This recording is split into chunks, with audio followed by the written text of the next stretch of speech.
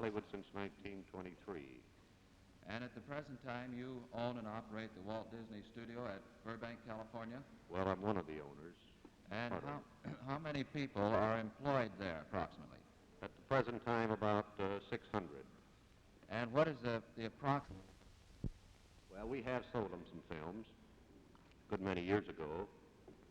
They bought the Three Little Pigs and used it through Russia. And they looked at a lot of our pictures, and I think they ran a lot of them in Russia, but then turned around and turned them back to us and said they didn't want them. They didn't suit their purposes. Are these films, the dialogue, translated into the various foreign languages? Of my boys, my artists, came to me and told me that Mr. Sorrell, Herbert Sorrell, was... Is that Herbert K. Sorrell? Herbert K. Sorrell was trying to take him over. And I explained to him that it was none of my concern, that I had been cautioned to not even talk with any of my boys on labor. And they said it wasn't a matter of labor, that it was just a matter of them not wanting to go with Sorrell, and they had heard that I was going to sign with Sorrell. And they said that they wanted an election to prove that Sorrell didn't have the majority, and I said I had a right to demand an election. So when Sorrell came, I demanded an election. And Sorrell wanted me to sign on a bunch of cards that he had there that he claimed were the majority, but the other side had claimed the same thing. And I told Mr. Sorrell that there's only one way for me to go, and that was an election, and that's what the law had set up. The National Labor Board was for that purpose, and he laughed at me, and he said that he used the Labor Board as it suited his purposes, and that he had lost some election. He'd been sucker enough to go for that Labor Board ballot. He lost some election, I can't remember the name of the place, by one vote. Said it took him 2 years to get it back. And he said he would strike, and that was his weapon. He said, I have all the tools of trade sharpened, that I couldn't stand the ridicule or the smear of a strike. And I told him it was a matter of principle with me, that I couldn't go on working with my boys, feeling I had sold them down the river to him on his say-so. And he laughed at me and told me that I was naive, I was foolish. He said, you can't stand this strike, that I'll smear you and I'll make a dust bowl out of your place if I choose to. I didn't hear that last. He said he'd make a dust bowl out of my plant.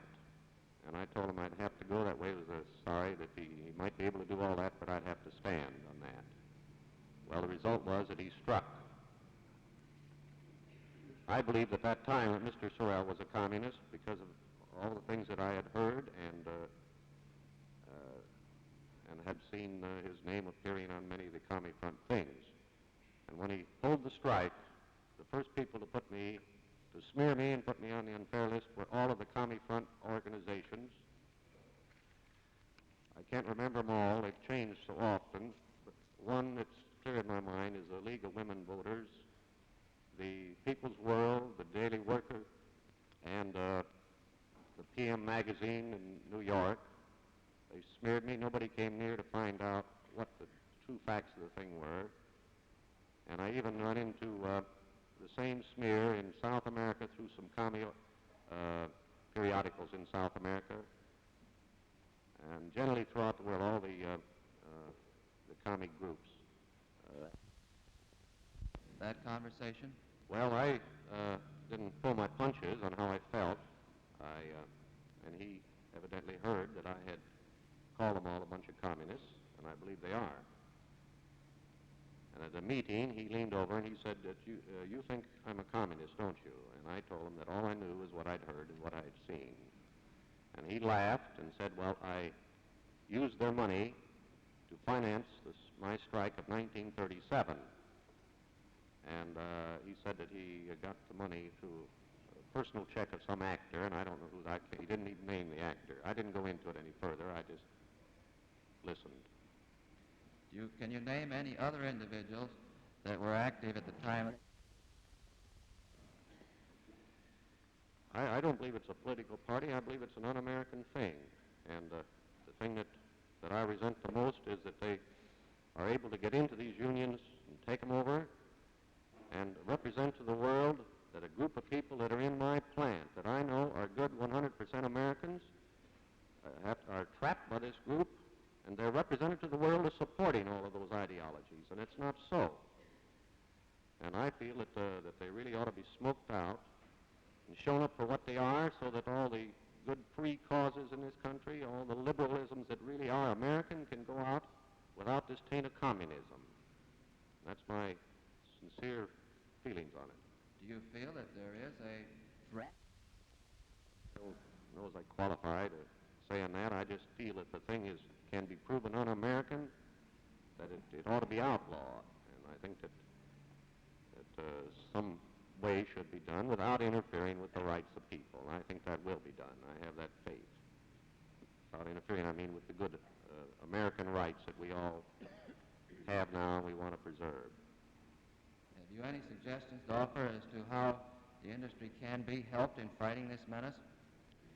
Well, I think there's a good start toward it. I know that I've been handicapped out there in fighting it because they've been hiding behind the labor setup. They get themselves closely tied up in the labor thing so that if you try to get rid of them, they'd make a labor case out of it. And I think if they can clean them out of the labor unions and get our unions, I believe in the American way of labor unions, and to keep them clean, we've got to fight for it. That's all the questions I have, Mr. Chairman. Mr. Van, States and in the world, I think you, as a creator of entertainment, probably